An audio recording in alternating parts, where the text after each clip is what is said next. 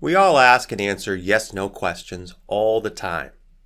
I'm sure you've encountered several already today, or are about to.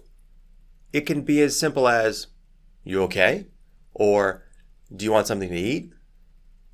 Yes/no questions are easy and have an important role, but we need to be mindful of their limitations and try to avoid their traps. So, should you ask yes/no questions? No. End of episode. Okay, fine. I'll explain. During discussions with users, you may be tempted to ask them a question like, "Would this feature address your most common challenge?" Or, "Do you think you'd use this?" These are dangerous questions.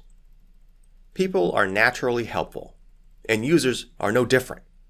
If you ask them if something you think will help them, then what incentive do they have to say no?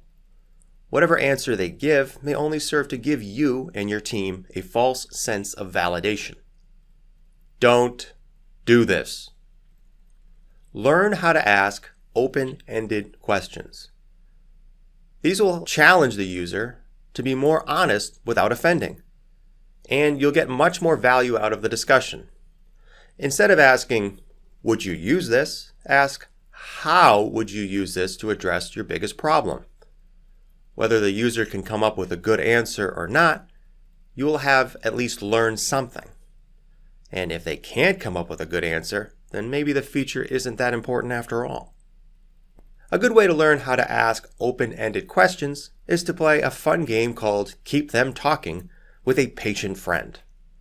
Start by asking your friend something about their day. Then try to ask no fewer than 10 open-ended questions to keep them talking. Here's the catch. You cannot repeat a question. It is more difficult than it sounds, but you will get better with practice. Give it a try.